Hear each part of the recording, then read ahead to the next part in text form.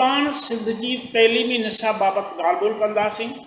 इन खां अॻु दोस्तनि खे गुज़ारिश आहे त असांजे चैनल खे सब्सक्राइब कनि जीअं असांजूं वीडियो संदनि ताईं पहुचंदियूं रहनि। सिंध में तइलीमी मयार गुज़िरियल केतिरनि सालनि खां ख़राबु आहे। तइलीम वारी वज़ारत तरफ़ां इन ॾिस में फ़ैसिलो कयो आहे त सिंध में जेकी तइलीमी निसाब पढ़ाए पियो वञे इन में तब्दीली आंदी वञे ऐं इन जे मयार में बहितरी जी कोशिशि कई वेंदी।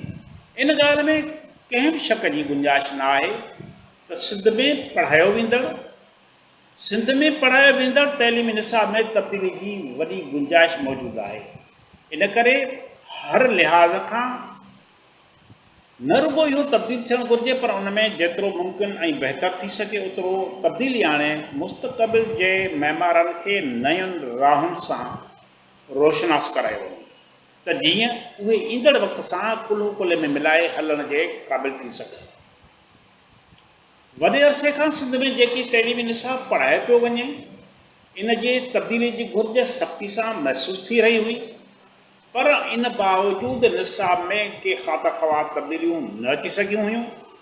नतीजे में सिंध जो नौजवान नस्ल घणे भाङे आलमी मुहरकनि ऐं जदीद टेक्नोलॉजीअ जहिड़नि दूरस तइलीमी सफ़र खां तमामु घणो परे नज़र अची रहियो हो। हाणे जॾहिं तइलीम वारी वज़ारत तरफ़ां तइलीमी निसाब में तब्दीली आणण जो फ़ैसिलो कयो वियो आहे त यकीनन इहो फ़ैसिलो न रुगो सुठो सूर साबित थींदो पर इन सां सिंध में तइलीमी मयार बि बहितर थींदो। सिंध में तइलीम जो मयार इंतिहाई पोइते पियल ऐं मुदे ख़ारिज आहे जंहिंजी मौजूदगीअ में असां को बहितर नस्ल ऐं बाशऊर नौजवान अॻियां आणे नथा सघूं। हिन वक़्तु जेको तइलीमी निसाब पढ़ाए पियो वञे उन में वॾे पैमाने ते मुअसर ऐं मुस्बत तब्दीली जी ज़रूरत पंहिंजी जाइ ते वाक़ई मौजूदु आहे, पर जेकॾहिं इहा तब्दीली वक़्त ऐं हालतुनि सां गॾु मयारी ऐं बहितर हूंदी त यकीनन इहा बहितर नतीजा पाण सां गॾु खणी ईंदी। छाकाणि त सिंध जा केतिरा ई अहिड़ा अनमोल हीरा आहिनि जिन जो मौजूदह निसाबी तइलीम में ज़िक्र न आहे, जंहिं करे असांजो नौजवान नस्ल अहिड़नि अनमोल हीरनि जे कारनामनि ऐं बहितर कारकर्दगियुनि खां नाआशना पियो रहियो आहे। मौजूदा निसाब में जेकॾहिं इहा ख़ातिर ख़्वाह तब्दीली आंदी वञे थी त इन सां समाजी ऐं शऊरी तौर ते शागिर्दनि में नवां लाड़ा पैदा थींदा जेकी पंहिंजनि गुम थियल किरदारनि हीरनि बाबति बुनियादी ॼाण हासिल करे सघंदा। निसाब में तब्दीली अचण जे नतीजे में असांजो नौजवान नस्ल हिकु बहितर क़ौम जी शिकिल इख़्तियार करे उभरी सघे थो।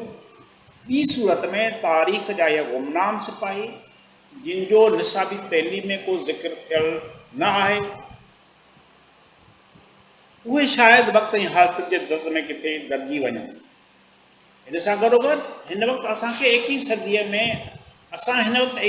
में जी रहिया आहियूं। हीउ जदीद टेक्नोलॉजी ऐं सॉफ्टवेयर जो दौरु हली रहियो आहे।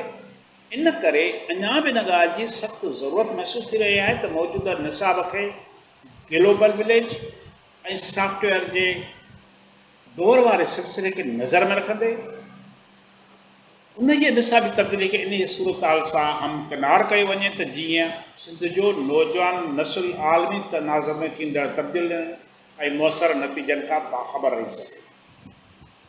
इन सां हिकु त नौजवान नस्ल में जदीद टेक्नोलॉजी ॼाण मुयसरु थींदी, ॿियो त ज़हनी तौरु ॿार सगारा थींदा जंहिंसां अॻिते हली सिंध में फ़िक्री शऊरी ऐं ज़हनी आज़ादी सां गॾोगॾु काफ़ी बहितर मयारी तइलीमी तब्दीलियूं अची सघनि थियूं।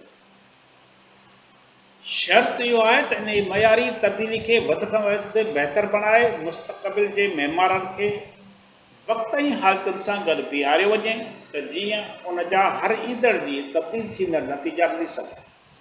ॿी सूरत में पुराणो निसाब पढ़ण जे नतीजे में शागिर्द तोड़े शागिर्दियाणियूं का बहितर अॻु भराई न करे सघंदियूं ऐं ऐन मुमकिन आहे त इन सां घणो पोइते रहिजी वञूं। इन करे दुनिया सां गॾु हलण